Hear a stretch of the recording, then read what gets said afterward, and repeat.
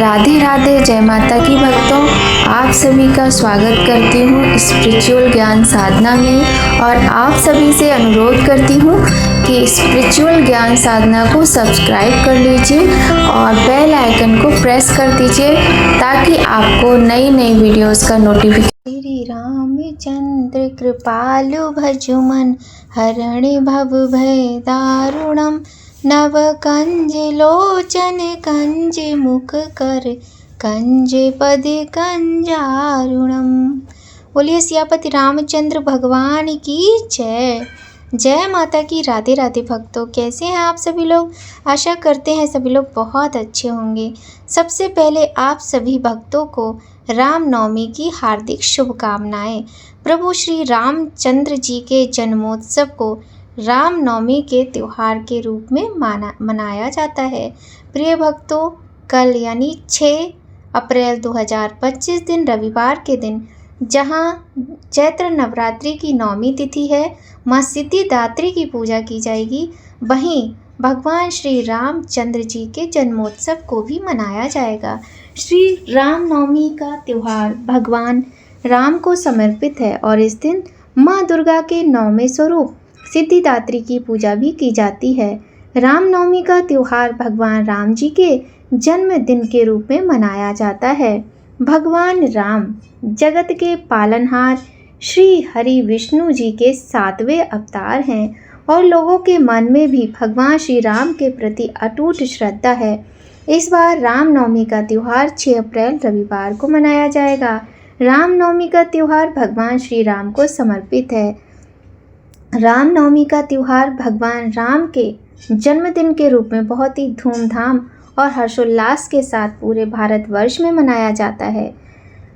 भगवान श्री राम की भक्ति के लिए बहुत ही अच्छा ये दिन माना जाता है। हिंदू पंचांग के अनुसार भगवान राम का जन्म चैत्र माह के शुक्ल पक्ष की नौमी तिथि को हुआ था, इसलिए हर साल चैत्र माह की नौमी तिथि को रामनवमी मनाई जाती है। इस दिन मध्य दोपहर में भगवान श्री राम का जन्म कर्क लग्न और पुनर्वसु नक्षत्र में हुआ था। इस साल रामनवमी 6 अप्रैल 2025 रविवार को मनाई जाएगी। रामनवमी की तिथि 5 अप्रैल को शाम 7:26 पर शुरू हो रही है और 6 अप्रैल को शाम 7:22 पर समापन होगा इस तिथि का। 6 अप्रैल को सुबह 11:08 से दोपहर 1:29 तक भगवान श्री राम जी की पूजा का बहुत ही शुभ मुहूर्त है। वैसे भी माना जाता है कि भगवान श्री रामचंद्र जी मध्याह्न के समय ही पैदा हुए थे। ऐसी मान्यताएं हैं कि चैत्र नवरात्र के 9वें दिन भगवान श्री राम का जन्म हुआ था। भगवान राम मध्य दोपहर में कर्क लग्न और पुनर्वसु नक्षत्र में जन्मे थे, इसलिए रामनवमी पर मध्य दोपहर में ही भगवान श्री राम जी की पूजा अर्चना करनी चाहिए। कुछ विधि अब जान लेते हैं। बहुत से लोग रामनवमी का व्रत करते हैं, हम लोग भी व्रत करते आए हैं प्रारंभ से।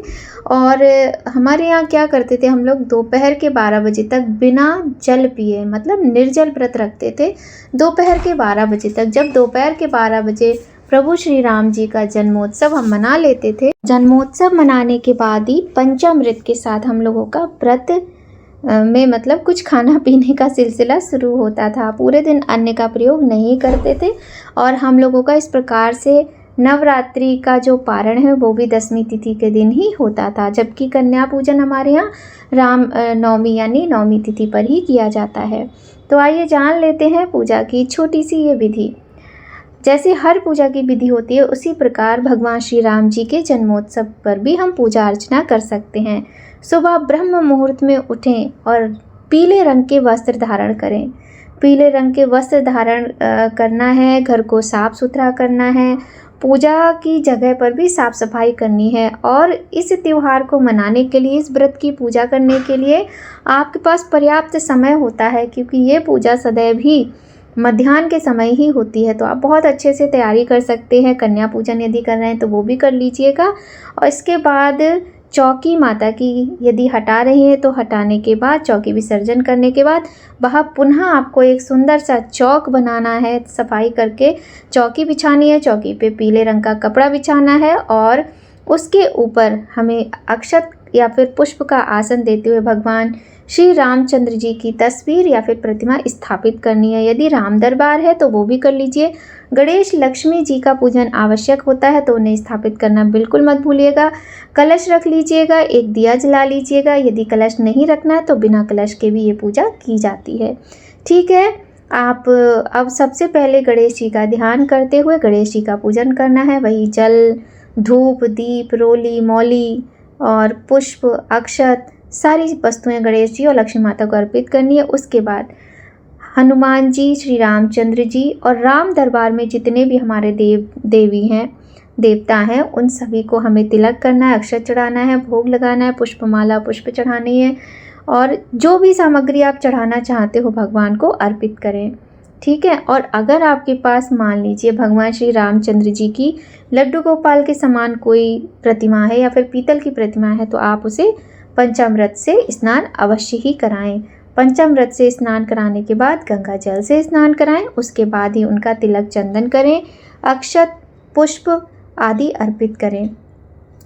भगवान श्री रामचंद्र जी के जन्मदिन पर पंचामृत का प्रसाद अवश्य ही बनाना चाहिए। जिस प्रकार हम श्री कृष्ण जन्माष्टमी पर प्रसाद आदि बनाते हैं उसी प्रकार से भगवान श्री रामचंद्र जी के जन्मोत्सव पर भी हमें वही भोग प्रसाद बनाना होता है। पंजीरी है और पंजीरी के साथ में पंचामृत है, फल हैं, ये सारे भोग हम तैयार करते हैं।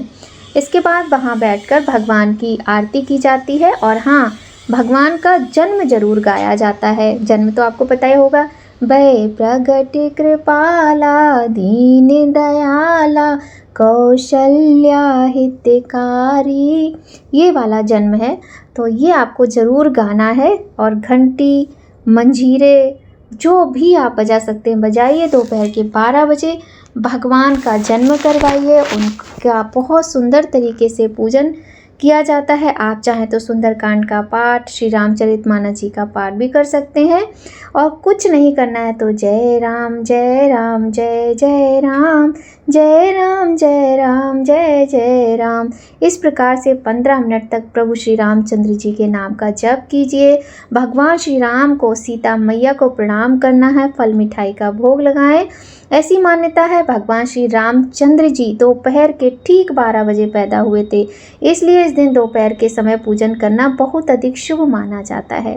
प्रिय भक्तों, यह थी छोटी सी जानकारी भगवान श्री रामचंद्र जी के जन्मोत्सव की। हमारा आपसे निवेदन है कि सभी लोग भगवान श्री राम जी के जन्मोत्सव का ये पावन पर्व अवश्य ही मनाइए। हमारे श्री राम प्रभु फिर से जन्मेंगे, जैसे कि उन्होंने द्वापर त्रेता में भगवान श्री कृष्ण भगवान श्री राम के रूप में जन्म लिया था, वैसे ही अब उनका कल की अवतार कलयुग में होगा। अब ये नहीं पता कि कब होगा, लेकिन होगा अवश्य। तो भगवान को मनाना हम लोगों का सबसे पहला धर्म है। तो नवरात्रि नवमी का पूजन, कन्या पूजन करके श्री राम नवमी का पावन पर्व अवश्य ही मनाना है। ठीक है भक्तों, अब श्री राम जी की छोटी सी कहानी सुन लीजिए। श्री राम नवमी की कहानी है, लंका के राजा रावण से शुरू होती है। उसके शासन में लोग आतंकित थे और उससे मुक्ति पाना चाहते थे। रावण ने भगवान ब्रह्मा से ऐसी शक्ति प्राप्त की थी, वह कभी भी देवताओं या यक्षों के हाथों नहीं मारा जाएगा। वह सबसे शक्तिशाली था, इसलिए इस आतंक के कारण सभी देवता मदद के लिए भगवान विष्णु के पास गए। इस प्रकार राजा दशरथ की पत्नी कौशल्या ने भगवान प्रभु राम को जन्म दिया। तब से इस दिन को श्री राम नवमी के रूप में मनाया जाता है। साथ ही चैत्र शुक्ल नवमी को ही तुलसीदास जी ने श्री रामचरितमानस जी लिखना भी शुरू किया था। तो आप लोग इस दिन श्री रामचरितमानस जी का पाठ भी कर सकते हैं। इस प्रकार से यदि आप पूजन करते हैं, और हाँ, राम नवमी के पूजन में आपको हनुमान जी की पूजा करना बिल्कुल भी नहीं भूलना है, क्योंकि राम जी मिलेंगे तभी जब हनुमान जी प्रसन्न होंगे, और हनुमान जी की कृपा तभी मिलेगी जब राम जी प्रसन्न होंगे। और आप सभी जानते हैं कि कलयुग में हनुमान जी का नाम बहुत आवश्यक है, जीने का आधार है, कष्टों के निवारण का आधार है। इसलिए भगवान श्री राम जी के साथ हनुमान जी की पूजा करना बिल्कुल भी मत भूलिएगा। प्रिय भक्तों, आज की जानकारी आपको कैसी लगी कमेंट करके ज़रूर बताइएगा। आगे थोड़ा सा और सुन लीजिए, अभी जाइए मत। अगर आप रामनवमी का व्रत रखना चाहते हैं, भगवान श्री रामचंद्र जी का व्रत करना चाहते हैं, तो आपको यहाँ पर बता दें कि आज भी अनाज का प्रयोग भोजन में नहीं किया जाता है। हम जैसे रखते थे हम आपको वैसा ही बता रहे हैं। दोपहर के 12 बजे तक हम निर्जल व्रत रखते थे। 12 बजे जब भगवान का जन्म हो जाता था, पूजा अर्चना हो जाती थी, उसके बाद पंचामृत के साथ ही हम जल ग्रहण करते थे, पंचामृत पीते थे। इसके बाद चाय, फलाहार, जो भी फल ले सकते हैं, फलों का जूस ले सकते हैं, दूध दही ले सकते हैं, चाय और फलाहारी नमक यानी सेंधा नमक से बने हुए आप आलू हैं, कुट्टू, सिंघाड़ा है, इन सब वस्तुओं का प्रयोग आप कर सकते हैं, किंतु अनाज का प्रयोग नहीं करते हैं। अगले दिन पूरी सब्जी बनाकर उसमें तुलसी पत्र आपको हर प्रसाद में रखना है। श्री रामनवमी का जो प्रसाद है उसमें तुलसी दल अवश्य डालना है, किंतु जो आप कन्या पूजन करेंगे उसमें आपको तुलसी दल बिल्कुल भी नहीं डालना है, क्योंकि माता दुर्गा की पूजा में तुलसी दल नहीं चढ़ाया जाता है। श्री राम जी की पूजा में तुलसी दल रखना आवश्यक है। इस प्रकार से आप पूजा करें भगवान की। फिर संध्या के समय जब शाम होती है तब आप फिर से एक बार आरती करें भगवान की। इस प्रकार से आप बहुत सुंदर तरीके से पूजा करके व्रत कर सकते हैं और प्रभु का आशीर्वाद पा सकते हैं। और अगले दिन यानी सोमवार 7 अप्रैल, इस दिन आपको व्रत का पारण करना है, भोग बनाना है, पूरी सब्जी, सात्विक भोजन बिना प्याज लहसुन वाला, और तुलसी दल रख के भगवान को अर्पित करके आपको वो भोजन ग्रहण करना है। इस प्रकार होता है आपका पारण। आप चाहें तो किसी गरीब की सहायता के लिए उसके कुछ ना कुछ दान करें, ब्राह्मण के निमित्त दान करें। देखिए, दान का तो ऐसा है कि आप किसी भी व्रत में, किसी भी पूजा में कितना भी दान करें वो बहुत ही अच्छा रहता है, बहुत ही शुभ माना जाता है। तो भक्तों, आज की वीडियो यदि आपको ये अच्छी लगी हो तो लाइक करें, चैनल पर पहली बार आए तो सब्सक्राइब करें, बेल आइकन प्रेस कर दीजिएगा। मिलते हैं आपसे नई कहानी, नई जानकारी के साथ नया वीडियो में। आप सभी को भगवान श्री रामचंद्र जी के जन्मोत्सव की हार्दिक शुभकामनाएं। जय माता की, राधे राधे।